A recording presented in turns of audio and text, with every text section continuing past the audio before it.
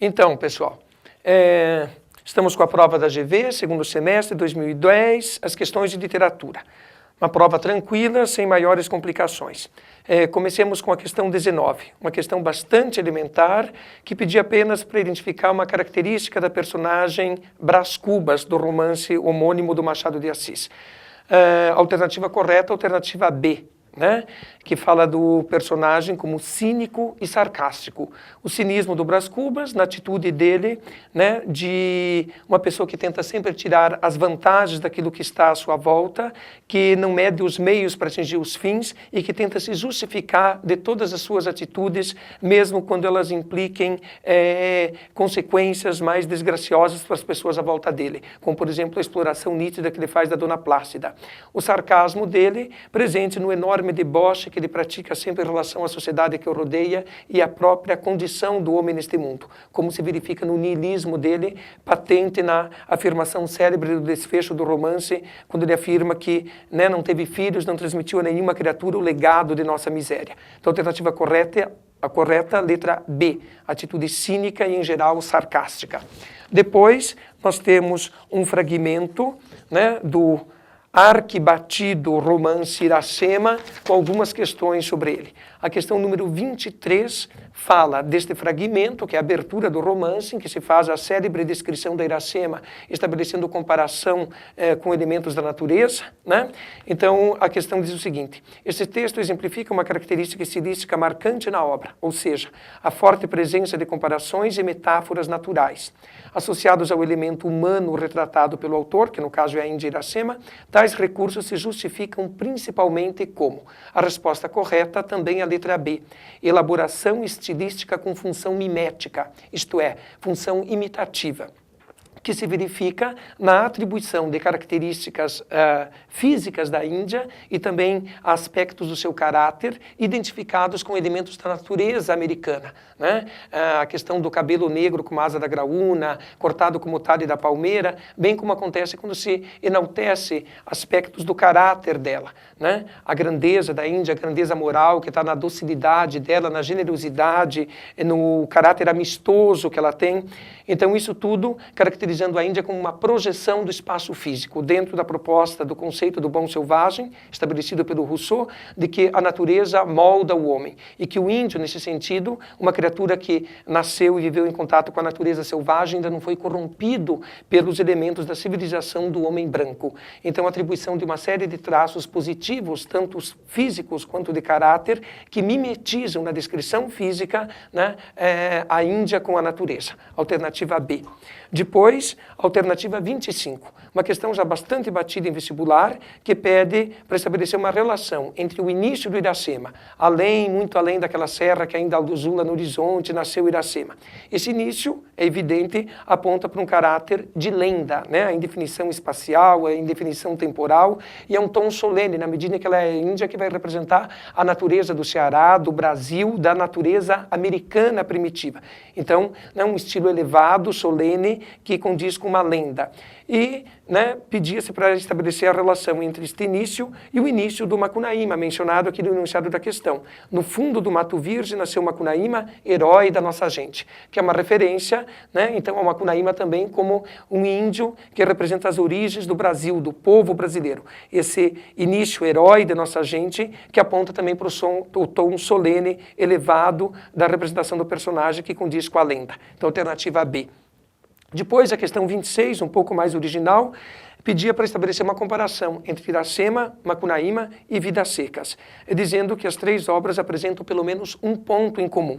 Esse ponto, pelas alternativas dadas, era a alternativa C, mudança de região no território brasileiro por parte dos protagonistas. No caso do Iracema, o Martim, que a princípio aporta na costa do Ceará, o espaço habitado pelos índios pitiguaras, e adentra posteriormente os domínios dos índios tabajaras, a tribo a qual pertence a Iracema, então se deslocando para o interior. Bem como a Iracema vai fazer o movimento inverso, se deslocando das planícies do interior para o litoral, para a cabana, em que ela vai viver com o Martim Martim depois de ter engravidado dele.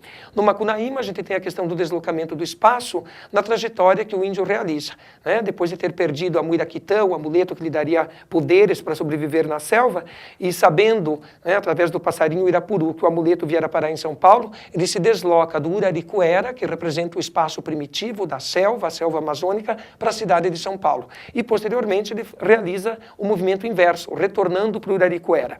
E no Vidas Secas nós temos também um deslocamento de região, conforme diz a alternativa C, né, que se verifica no desfecho do romance, quando os retirantes, premidos mais uma vez pelas agruras da seca, sem grandes perspectivas, resolvem se deslocarem para uma grande cidade do sul, né, que é o desfecho do romance. Então, a alternativa correta é a letra C, mudança de região no território brasileiro por parte dos protagonistas, nas 3 obras, Iracema, Macunaíma e Vidas Secas.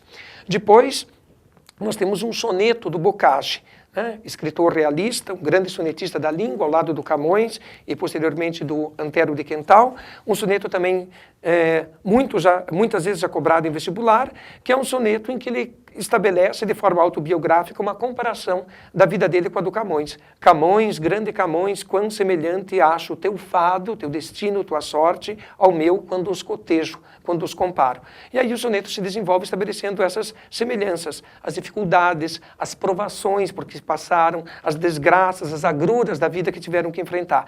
E a diferença está no desfecho do soneto, né? Lá no último terceto, quando o Bocage afirma, né, que se ele imita o Camões nos transes da aventura, né, das desgraças marcadas pelo destino, não te imito nos dons da natureza, querendo com isso significar que ele, Bocage, não tem o mesmo talento artístico do Camões. Então, a questão 27, né, pede para identificar essa diferença entre os dois poetas, que é, portanto, a alternativa E. A diferença está no talento artístico. O do Bocage, como o próprio reconhece, não condiz com o talento do Camões, não está à altura dele.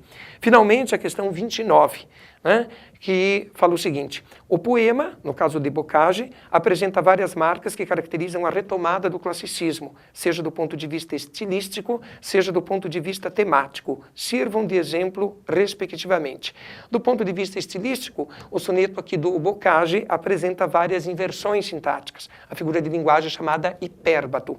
Vale lembrar que, embora o escritor clássico e o Árcade, como o Bocage, que retoma os princípios do classicismo, privilegie muito a ideia da simplicidade, da clareza da expressão, a inversão sintática não deve ser entendida como um recurso que obscurece o texto. Ela era um procedimento frequente no classicismo. Por quê? Os escritores clássicos tinham uma formação fundamentada nas culturas grega e romana antigas. E, nestas culturas, as línguas, o grego e o latim, são línguas declinadas. Ora, numa língua declinada, você pode inverter a ordem das palavras, porque desde que a declinação esteja correta, ela indica a função sintática que a palavra exerce dentro do enunciado. Isto não cria confusão, não cria ambiguidade. Então, digamos, o escritor clássico é um escritor familiarizado com a inversão sintática, pelas suas referências de cultura grega e cultura latina, né? Então, essas inversões, já que o arcadismo retoma procedimentos clássicos, estão presentes. Então, a alternativa correta, a letra A. Preferência pela ordem inversa, o hipérbato. E também, na alternativa A, dizia, em referência à mitologia, no plano semântico do conteúdo. A mitologia está presente aqui no segundo verso do soneto do Bocage. Camões, grande Camões, quão semelhante, acho teu fado. Uma referência ao destino, da influência, da determinação que os deuses estabelecem sobre o destino humano.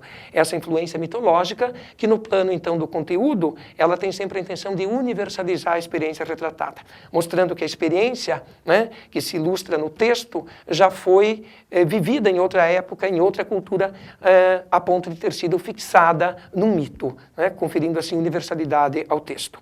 Bem, as questões não estavam difíceis, mas também não apresentaram grande originalidade, né? Esperávamos uma prova com questões um pouco mais elaboradas, como aconteceu na penúltima prova da GV. De qualquer modo, acredito que você tenha se saído bem. Um lembrete que não tem a ver propriamente com a prova da GV. Quem for prestar ainda o vestibular da FUVEST, um dos livros de leitura obrigatória é o As Cidades e as Serras, o livro que discute a questão da civilização, né, do que é a civilização. E quero lembrar que está em cartaz a Mostra de Cinema de São Paulo e tem um filme muito interessante sobre essa questão que vai ser exibido na próxima semana, chama Vênus Negra. Além deste, 3 documentários que vale conferir: Nostalgia da Luz, sobre a ditadura do Pinochet, Trabalho Interno e Pense Global, Haja Rural. 2 documentários sobre a crise financeira e econômica de 2008. Você confere as salas e os horários no site da Mostra, www.mostra.org. Ok?